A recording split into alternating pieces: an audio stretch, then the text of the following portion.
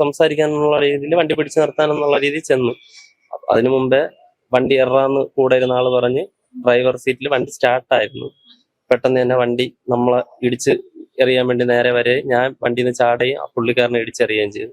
കഴിഞ്ഞ പ്രാവശ്യം അവരെന്നെ അടിച്ചപ്പോഴും അവരെൻ്റെ അടുത്ത് പറഞ്ഞത്, നീ ഇങ്ങനെ വന്നു കഴിഞ്ഞാൽ നീ അടിയുള്ളേ ഉള്ളൂ, നീ സ്ഥിരം പോലും അല്ല. അന്ന് തന്നെ എന്നെ പല പ്രാവശ്യം അടിച്ചിട്ടുള്ളപ്പോഴെല്ലാവരും ഇത് തന്നെ പറഞ്ഞത്. നമസ്കാരം, മലയാളി വാർത്തയിലേക്ക് സ്വാഗതം. തിരുവനന്തപുരം നഗരസഭയിലെ ജീവനക്കാർക്ക് നേരെ ആക്രമണം. ഇന്ന് രാവിലെ പുലർച്ചെ 4 മണിയോടെയാണ് ഇരുട്ടിന്റെ മറവിൽ ആക്രമണം ഉണ്ടായിരിക്കുന്നത്. ആക്രമിച്ചത് ഈ വേസ്റ്റ്, ഈ ഒരു ആമയിഴഞ്ചാൻ തോന്നിന് സമീപത്ത് വേസ്റ്റ് ഇടാൻ വന്നവരാണ് ഇത്തരത്തിൽ ജീവനക്കാരെ ആക്രമിക്കുന്നത്. സ്വാഭാവികമായിട്ടും ജീവനക്കാരുടെ ഭാഗത്തു നിന്നൊരു പ്രതിരോധം ഉണ്ടാകും. അത്തരത്തിൽ വേസ്റ്റ് ഒഴുക്കിക്കൂടാ എന്നത് തെറ്റാണ്. അങ്ങനെ ഓട്ടോയിൽ ഒരുപാട് ചാക്കുകെട്ട് വേസ്റ്റുമായി എത്തി ഈ ആമയിഴഞ്ചാൻ തോട്ടിൽ ഇടാൻ ശ്രമിച്ചവരെ പിന്തിരിപ്പിച്ചപ്പോഴാണ് അവർ ഇത്തരത്തിൽ ജീവനക്കാർക്ക് നേരെ ആക്രമണം നടത്തിയിരിക്കുന്നത്. 2 പേരാണ് ആക്രമണത്തിനിരയായത്. അതിൽ ഒരു വ്യക്തിയുടെ കൈ പൊട്ടുന്ന സാഹചര്യം ഉണ്ടായി.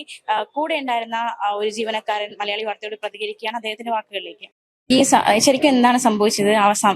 ഇത് നടക്കുന്ന സമയത്ത് ഉണ്ടായിരുന്ന വ്യക്തിയാണ്. അപ്പോൾ എന്താണ് ആമയിഴഞ്ചാൻ തോട്ടില് മാലിന്യം കൊണ്ട് തള്ളണത് കണ്ട് അങ്ങനെ അവിടെ ഏത് വണ്ടിയാണെന്ന് നോക്കാൻ വേണ്ടി പോയതാണ്. അപ്പം വണ്ടി ഇവര് ഇങ്ങോട്ട് ചീത്തയും വിളിച്ചിട്ട് വണ്ടി എടുത്തോണ്ട് പോയി. അങ്ങനെ ആ വണ്ടി ചേസ് ചെയ്ത് വന്ന് അവര് 2ാമത്തെ സ്റ്റെപ്പ് ഇവിടെ ഫ്രണ്ടിൽ ഒരു ടീ ഷോപ്പ് ഉണ്ട്, അവിടെ വന്ന് മാലിന്യം കളക്ട് ചെയ്യാൻ വേണ്ടി നിന്നപ്പോഴാണ് നമ്മൾ വണ്ടി കൊണ്ട് ചെന്ന് സംസാരിക്കാനുള്ള രീതിയിൽ വണ്ടി പിടിച്ചു നിർത്താനെന്നുള്ള രീതിയിൽ ചെന്നു. അതിനു മുമ്പേ വണ്ടി എറാന്ന് കൂടെ ഇരുന്ന ആള് പറഞ്ഞ് ഡ്രൈവർ സീറ്റിൽ വണ്ടി സ്റ്റാർട്ടായിരുന്നു.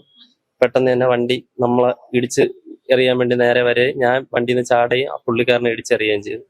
ഇടിച്ചെറിഞ്ഞ് പുള്ളി ബൈക്കിന്റെ അടിയിലാവേ ബൈക്കിന്റെ ടയറിന്റെ മേളിൽ കൂടെ ആട്ടോ ഓടിച്ച് കയറി, ഇത് ഫുട്പാത്ത് വഴി ഈ വണ്ടിയുടെ പുറത്തും കൂടെ ആയിട്ട് കയറി അങ്ങ് പോയി. ഓട്ടോയിലാണ് വന്നത്. അവർ 2 പേര്, അല്ലാതെ 2 പേര് വന്നു. അതാരാണെന്ന് നമുക്ക് അറിഞ്ഞു. ഇത് ഈ വണ്ടി ഇടിച്ചിട്ട് ആൾക്കാരറിയാം.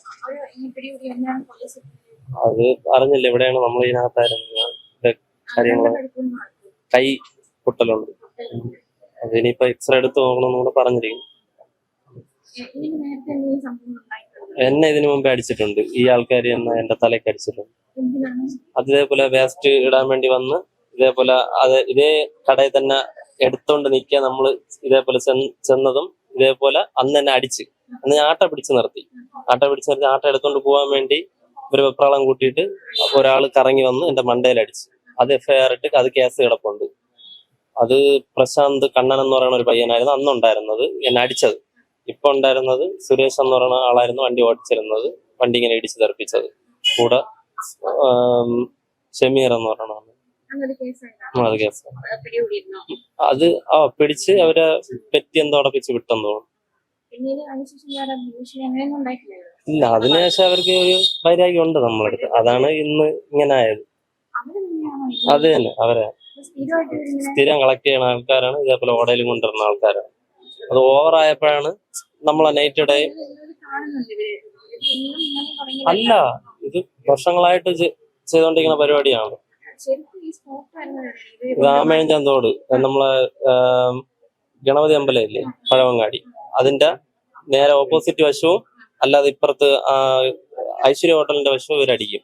അതില് ഇവര് എതിർവശം അടിച്ചാല് ഇത് ഒഴുകി വന്ന് നമ്മളവിടെയാണ് ഇതിന് തട വെച്ചിരിക്കുന്നത്, അവിടെ വന്ന് തങ്ങി നിൽക്കും. അപ്പം ഇത് മാറ്റേണ്ട ചുമതല നമുക്കാണ്. അപ്പൊ സാറന്മാരായാലും രാവിലെ നമ്മളടുത്ത് ചോദിക്കുള്ളൂ, നിങ്ങൾ ഇവിടെ ഡ്യൂട്ടിക്ക് ഇല്ലായിരുന്നോ, നിങ്ങൾ ഉറങ്ങിയ, ഇത് എന്തുകൊണ്ട് വന്ന് എന്നുള്ള. അതുകൊണ്ട് നമ്മൾ അതിർത്തി അല്ലെങ്കിൽ പോലും അപ്പുറത്തെ ഏരിയയും കവർ ചെയ്താണ് നിൽക്കുന്നത്. ഈ പഴവങ്ങാടി അമ്പലത്തിന്റെ അവിടെ നിന്ന് കഴിഞ്ഞാൽ 2 സ്ഥലവും കാണാം. അങ്ങനെയാണ് ഇവര് ചാക്ക് വലിച്ചെറിയണ കണ്ടാണ് ഇന്നലെ നമ്മള് വണ്ടി നോക്കാൻ വേണ്ടി പോയത്. അപ്പോഴത്തേക്ക് അവർ വണ്ടി എടുത്ത് പോയി. അങ്ങനെ ആ വണ്ടി കറങ്ങി നോക്കുന്നതിന്റെ ഇടയിലാണ് 2ാമത്തെ സ്റ്റെപ്പ് ഇവര് കളക്ട് ചെയ്തപ്പോഴാണ് ഇവിടെ നിന്ന് നമ്മള്.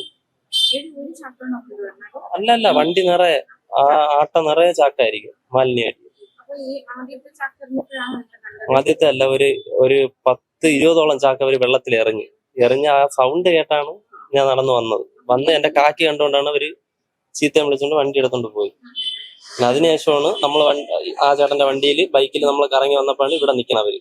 ഇവിടെ നിന്ന് വീണ്ടും വണ്ടിയിൽ കളക്ട് ചെയ്തുകൊണ്ടിരിക്കണം. അങ്ങനെ നമ്മൾ ഫ്രണ്ടിൽ പോയതും ഇടിയിടാമെന്ന് പറഞ്ഞു, ബാക്കി ഇരുന്ന ആള് ഇടിയിടാമെന്ന് പറഞ്ഞു വണ്ടി. ഇത് കറക്റ്റ് 4:30. ഇവര് അർദ്ധരാത്രിയാണ് ഇറങ്ങണത്. ഇവിടെ ഉണ്ട്, ഈ നമ്മളെ ഈ വണ്ടി ഇടിച്ച സ്ഥലത്തുണ്ട്. ഇനി പരാതിയായിട്ട് മുന്നോട്ട് പോവുകയാണ്. ഓ നിലവില് ആ പുള്ളിക്കാരനാണ് അപകടം പറ്റി. ഞാൻ വണ്ടിയിൽ നിന്ന് ചാടി. ആ പുള്ളിയുടെ ഇത് കേസുമായിട്ട് മുന്നോട്ട് പോകാനാണ്. മുന്നോട്ട് പോവുകയാണ്. ആ പുള്ളിക്ക് കുടുംബം പുള്ളിയുടെ ഭാര്യ വന്നിട്ടുണ്ട്. പുള്ളി സ്ഥിര ജീവനക്കാരാണ്, ഞാൻ താൽക്കാലികമാണ്. സ്ഥിരം ജോലിക്കാരനാണ്. പുള്ളി സ്ഥിര ആളാണ്, ഞാൻ താൽക്കാലികമാണ്. ഞാൻ കയറിയിട്ട് 9.5 വർഷമായി. അപ്പം ആ കഴിഞ്ഞ പ്രാവശ്യം അവരെന്നെ അടിച്ചപ്പോഴും അവരെന്റെ അടുത്ത് പറഞ്ഞത്, നീ ഇങ്ങനെ വന്നു കഴിഞ്ഞാൽ നീ അടിയുള്ളേ ഉള്ളൂ, നീ സ്ഥിരം പോലും അല്ല. അന്ന് തന്നെ എന്നെ പല പ്രാവശ്യം അടിച്ചിട്ടുള്ളപ്പോഴെല്ലാം അവർ ഇത് തന്നെ പറഞ്ഞത്. ഞാൻ അന്ന് ആശുപത്രിയിൽ അഡ്മിറ്റ് ആയിട്ട് ഈ കേസിന്റെ ഇത് കഴിഞ്ഞിട്ട് ഞാൻ ഇറങ്ങിയതാണ്. അപ്പോഴെല്ലാം അവര് പറയണ ഇതാണ്, നീ ഇങ്ങനെ വന്ന് നിനക്ക് അടികൊള്ളാൻ വല്ല ഇതുകൊണ്ടാ എന്റെ അടുത്ത് സ്റ്റേഷനിൽ വെച്ച് ഇവര് കേൾക്കുകയാണ്, നിനക്ക് അടി കിട്ടി കഴിഞ്ഞാൽ നിന്റെ ഏതെങ്കിലും സാറന്മാര് വരുമോ, നിനക്ക് എന്തെങ്കിലും പ്രൊട്ടക്ഷൻ ഉണ്ടാ? പരാതിപ്പെട്ടിരുന്നു. അത് അപ്പോഴ് വലിയ നടപടിയായിട്ടൊന്നും പോയില്ല. അത് ഒരു പെറ്റി കേസിൽ എന്തൊക്കെ വണ്ടിയൊക്കെ ഇറക്കി കൊണ്ടുപോയി, പിടിച്ച വണ്ടി, സ്റ്റേഷനിൽ കിടന്ന വണ്ടി പെറ്റി കേസിൽ ഇറക്കി കൊണ്ടുപോയി. അങ്ങനെ കൊണ്ട് ഇതായി. അല്ല ഇല്ല, എന്റെ കാര്യം പറഞ്ഞു, ഇതിന് മുന്നേ എനിക്ക് ഇങ്ങനെ അടി കിട്ടിയിട്ടുണ്ട്, അപ്പൊ അതും പരിശോധിക്കാന്ന് പറഞ്ഞു സാറ്. പിന്നെ അതുമല്ലാതെ ഇപ്പൊ ഈ പുള്ളിയുടെ എല്ലാ ചികിത്സാ കാര്യങ്ങളും അതും ഇതുമെല്ലാം നോക്കാന്ന് പറഞ്ഞു. നമുക്ക് ഭയങ്കരമായിട്ട് നമുക്ക് നമ്മളെ സാറന്മാര് പറഞ്ഞ അനുസരിച്ച് നമുക്ക് ഡ്യൂട്ടി ചെയ്തേ പറ്റുള്ളൂ. നമുക്ക് ഇവരെ പേടിയും ഉണ്ട്, നമുക്ക് എന്നാൽ ഡ്യൂട്ടി ചെയ്തേ പറ്റുള്ളൂ. ഇതിന്റെ ഉത്തരവാദി നമ്മളാണ്. ആൾക്കാരെയൊക്കെ അറിയാം. കരിമടത്തുള്ളവരാണ്. കട നടത്തുന്നതല്ല, ഈ കടകളിൽ നിന്നും മാലിന്യം എടുക്കണത്, കളക്ട് ചെയ്യണതാണ്. ഈ ഓടയിൽ കൊണ്ടുവന്ന് തള്ളും, രാത്രിയിലെ മറവിൽ കൊണ്ടുവന്ന് തള്ളും. ഈ ഇടയ്ക്ക് ഒരു വണ്ടി പിടിച്ചായിരുന്നു, അതിൽ നിന്ന് പിച്ചാത്തി ഉൾപ്പെടെ കിട്ടിയായിരുന്നു. അത് ഓട്ടോ തന്നെ, അതിൽ നിന്ന് പിച്ചാത്തി ആയുധങ്ങളൊക്കെ കിട്ടി. അല്ല, അത് വണ്ടി പിടിച്ചതേ ഉള്ളൂ. അവര് വണ്ടി ഇട്ട് ആൾക്കാർ ഓടി രക്ഷപ്പെട്ടു, ആരെന്ന് പോലും കണ്ടില്ല. നമ്മൾ ചേസ് ചെയ്ത് വന്നപ്പോ വണ്ടി ഇടിച്ചാണ് നിർത്തിയത്. ഇടിച്ചു നിർത്തി അവരിറങ്ങി ഓടി.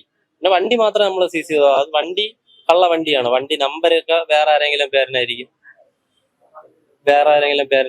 അങ്ങനെയൊക്കെ.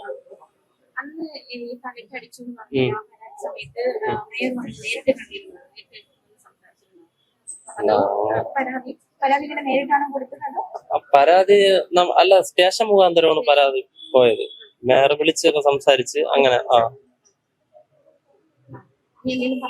ഇല്ല നമ്മളെ ഒരു ഇതെന്ന് പറയുന്നത് ഇതാണ്. എന്നാലും നമുക്ക് കിട്ടിക്കഴിഞ്ഞു കഴിഞ്ഞാൽ നമുക്ക് പ്രത്യേകിച്ച് വലിയ ഇതൊന്നുമില്ല. നമ്മള് സ്ഥിരക്കാരല്ല, അത് അവർക്കും അറിയാം. അത് അവര് മുതലെടുക്കണമുണ്ട്, ഈ അടിക്കാൻ പറഞ്ഞവര്. അത് ഇടയ്ക്കിടയ്ക്ക് ചോദിക്കണമുണ്ട് അവര്.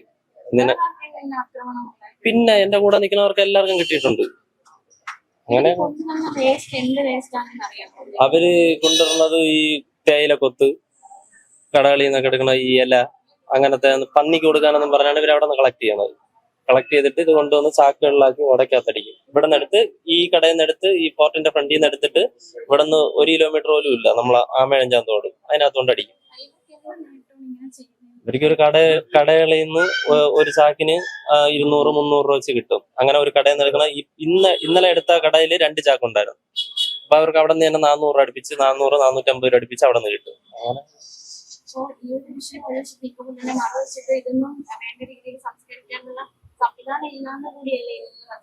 അല്ല, സംവിധാനമുണ്ട് എന്ന് പറഞ്ഞു കഴിഞ്ഞാൽ അത് കടക്കാര് അത് എന്ന് പറഞ്ഞു കഴിഞ്ഞാൽ ഇപ്പൊ കോർപ്പറേഷന് അല്ല കുടുംബശ്രീക്ക് കൊടുക്കാം. ഇത് തരം തിരിച്ചു കൊടുക്കണം. അത് തരം തിരിച്ചു കൊടുക്കാനുള്ള മടി കാരണം എല്ലാം കൂടെ ഒരുമിച്ച് വെച്ച് ഇവർക്ക് കൊടുക്കും.